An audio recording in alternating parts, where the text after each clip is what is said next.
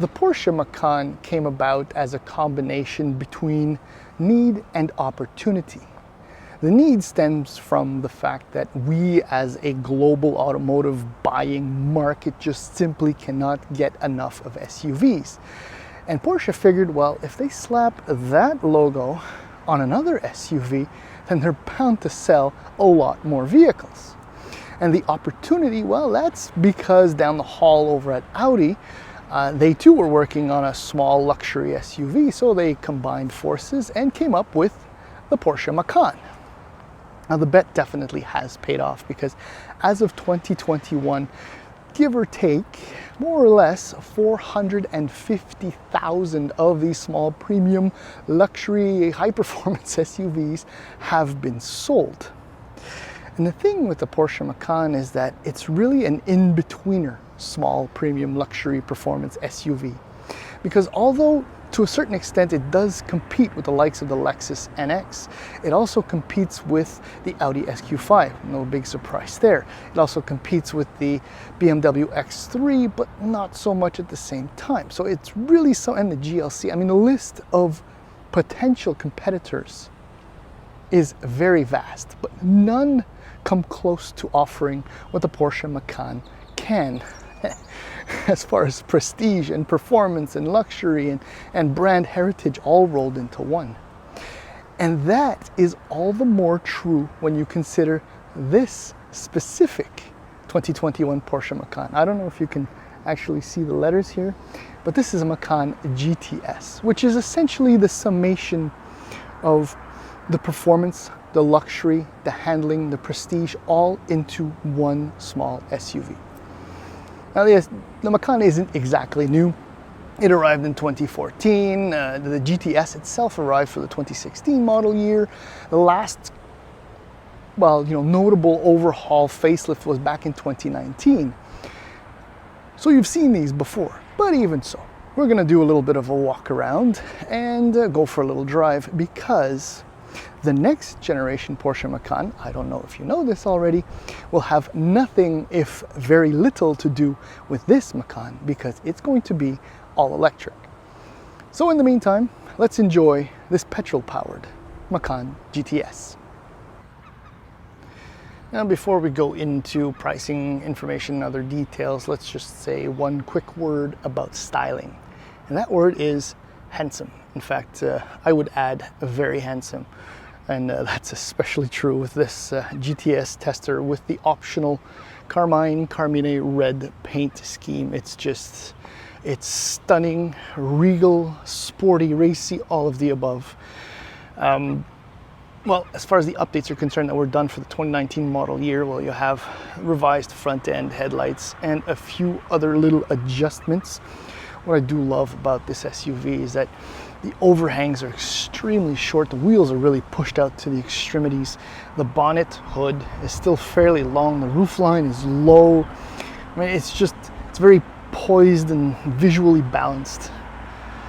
In the rear, you can see the tail light work there and a few other updates that were done to the Macan only a couple years ago.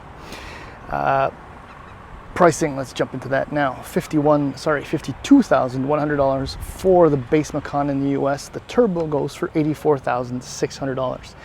In Canada, $57,800 for the base Macan, $96,500 for the turbo. Now the GTS, which in my opinion is the most interesting or more interesting version of the Macan. In fact, that applies to just about every product line at Porsche.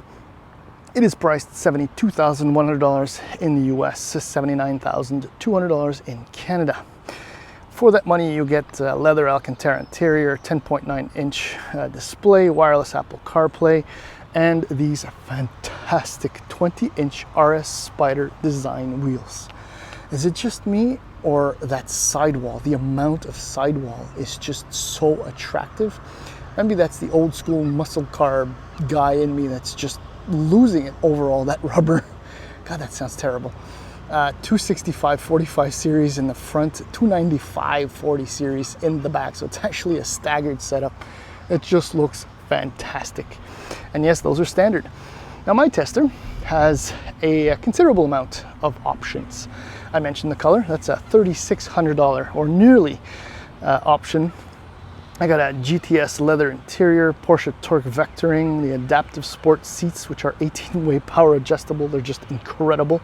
The Sport Chrono package for a grand total of just over $101,000.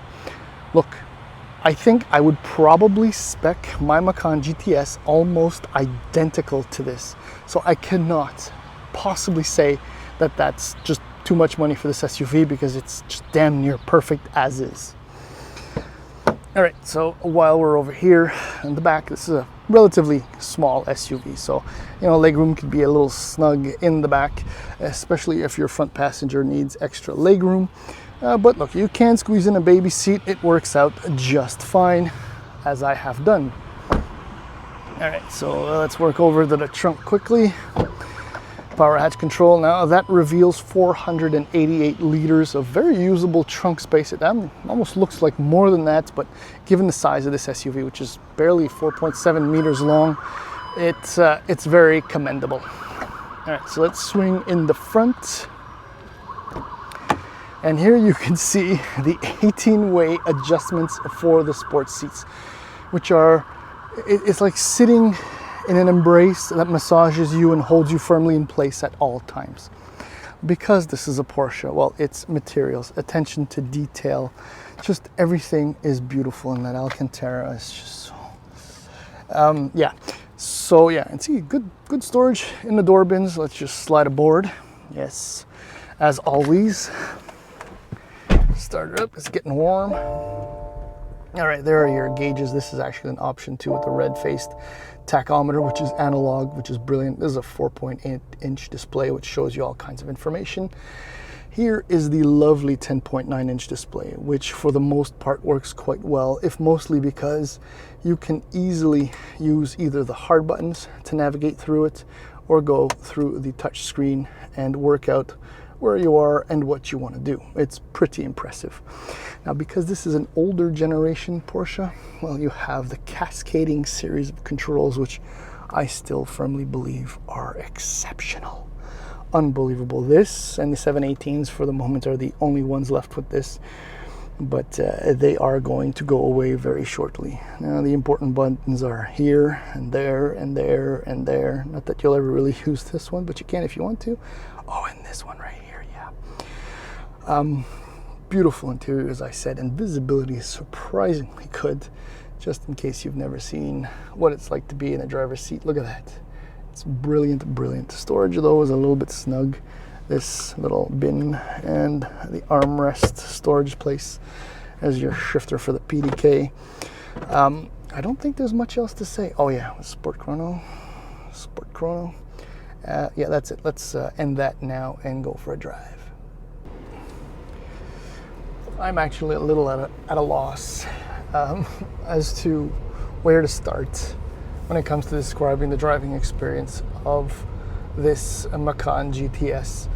Maybe one of the first things I can say is that this is truly a personal luxury SUV. Like I pointed out, that there isn't that much space in the second row, but that's not obviously a reason not, or that isn't a reason not to buy it. It's just a beware. You know, if you need something a little bit larger, there's always the Cayenne. So what that kind of does at the same time, although all Porsches more or less feel the same, is that the connection to the Macan is very immediate and intimate. Personal, I guess, is the word I just used, and it really applies with this SUV. I love how I feel like I'm at one physically with my surroundings. I mean, everything is within immediate reach, and the driving position is just exceptional on every possible level, aided by these extraordinary seats. I suppose I'll talk about the air suspension, which is included, and the Porsche Active Suspension Management System, which lowers the SUV by 10 millimeters. Right?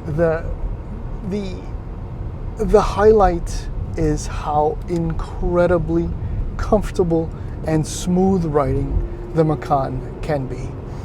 It's exceptional.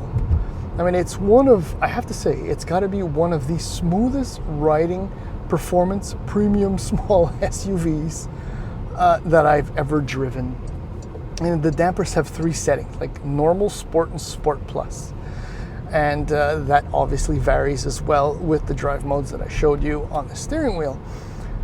You can also set it up in an individual setup, which is always, not always, but oftentimes the best layout, especially when you can separately adjust the damping.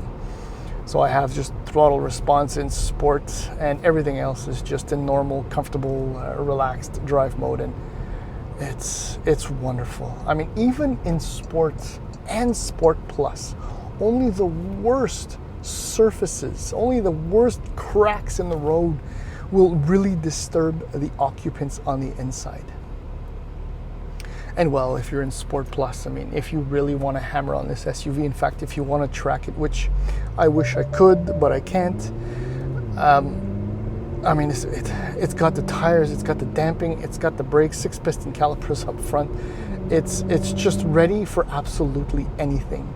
And the fact that it can be so civilized and so hyper-aggressive or capable of dealing with hyper-aggressive driving just makes it one of the best, most well-rounded performance luxury SUVs your money can buy. Speaking of performance, well, you can't have performance without power. So the GTS is the first of the Macan trims that will give you access to the twin turbocharged 2.9-liter V6 shared with the turbo. In a turbo, it produces 434 horsepower and 406 pound-feet of torque. In the GTS, you're looking at 375 horsepower, between 52 and 6,700 RPM, and you're looking at the 383 pound-feet of torque between 1,700 and 5,000 RPM, which means that yes, and obviously the sport exhaust is set in sport.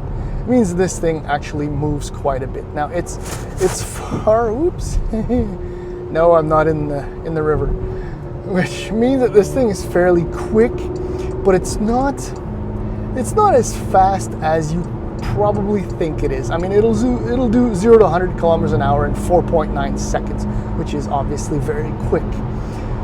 But it kind of feels like it's choked somewhat from its full potential as developed for the turbo.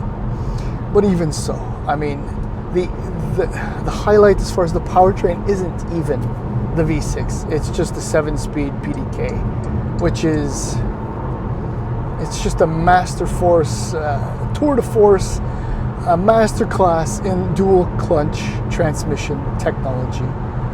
Smooth, relaxed, easygoing shifts, or absolutely earth-shattering, ground-pounding shifts, depending on how you want to drive. And through the paddles, it's instantaneous. That is such a satisfying feeling that when you pull on the paddle, the shift happens immediately. There aren't that many dual clutch transmissions that are this responsive and civilized at the same time. What else can I say about the drive? I mean, look, despite the power and the power and the all-wheel drive, the weight is what I'm trying to say, you can still expect to average about 12 liters per 100 kilometers in this SUV, which is, I guess, a lot more than some of its would-be competitors, but that's not really a consideration when you consider what this SUV can do. What have I not touched on? Now, Porsche torque vectoring control, it just splits the power wonderfully, pushes you through an apex. I wish I could do that. Am I forgetting anything else? It's just an extraordinary, personal, individual, intimate SUV / driving tool that you probably will never want to put down because it is, like the PDK, so satisfying.